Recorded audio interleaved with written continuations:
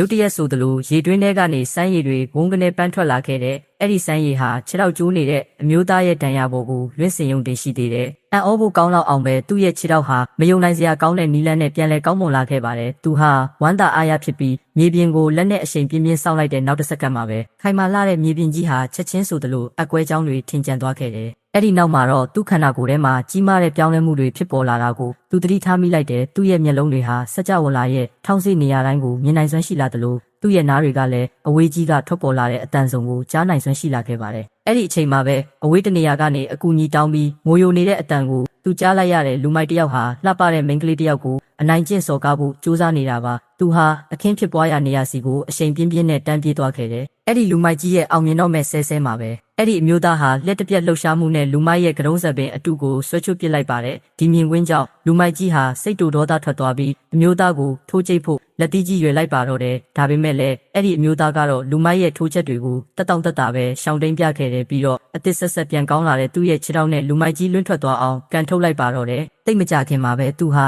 အဲ့ဒီချုံမောလှပတဲ့မိန်းကလေးရဲ့အားကျနှစ်သက်မှုကိုရရှိသွားခဲ့တယ်။အဲ့ဒီနောက်မှာတော့အဲ့ဒီအမျိုးသားဟာသူ့ရဲ့တတိချန်စီကိုပြန်လာခဲ့တဲ့ခြံထဲကတစ်ပင်တွေမှာလက်ဆက်ပြီးအရီရွှမ်းတဲ့မတ်မွန်သီးတွေအပြည့်တီးနေတာကိုသူမြင်လိုက်ရတယ်။အဲ့ဒီအချိန်ကျမှဒါဟာတကယ်ကိုအံ့ဖွယ်အစွမ်းထက်တဲ့ကုသချင်းစမ်းရည်တွင်ပဲဆိုတာသူသဘောပေါက်သွားခဲ့တယ်။သူဟာမတ်မွန်သီးတစ်လုံးကိုခူးပြီးတကိုက်ကိုက်စားလိုက်တယ်။အဲ့ဒီအချိန်မှာပဲအာရင်ကြီးနေပြီးဖျားနာနေတဲ့အမျိုးသမီးစီးပွားရေးလုပ်ငန်းရှင်တယောက်ဟာတတိချန်ထဲကိုလမ်းလျှောက်ဝင်လာခဲ့တယ်။အဲ့ဒီအမျိုးသားဟာကူညီဖို့အတွက်သူမစီချက်ချင်းပြေးသွားခဲ့ရကသူတို့နှစ်ယောက်မတော်တဆတိုက်မိသွားကြတယ်။အဲ့ဒီအမျိုးသမီးကသူမမှာသွေးရင်းတကြားတက်နေတဲ့စီးကျူကြတဲ့ယောဂရှိတယ်လို့ပြောတဲ့အတွက်သူဟာလက်ထဲကမတ်မွန်တီးကိုသူမစီချက်ချင်းကန်ပေးလိုက်တယ်။အဲ့ဒီအမျိုးသမီးဟာမတ်မွန်တီးကိုတကိုက်ပဲကိုက်ရသေးတယ်။သူမရဲ့အားအင်တွေဟာမျက်စိတမိတ်တွင်းမှာတင်ပြန်လည်ပြေဝလာခဲ့ပါတယ်။သူမဟာအမျိုးသားကိုကျေးဇူးတင်တဲ့အနေနဲ့ငွေသားအမြောက်များထုတ်ပေးခဲ့ပါတယ်။အဲ့ဒီအမျိုးသားကပတ်စံတွေကိုညှင်းပယ်ဖို့မလုပ်ရသေးခင်မှာပဲသူမဟာအလုပ်ကိစ္စဖုံးဝင်လာတာကြောင့်အလင်းအမြန်ပဲထွက်ခွာသွားခဲ့ပါတော့တယ်။အဲ့ဒီအမျိုးသားဟာမတ်မွန်သီးတွေကိုခူးပြီးရောင်းချဖို့ပြင်ဆင်နေတော့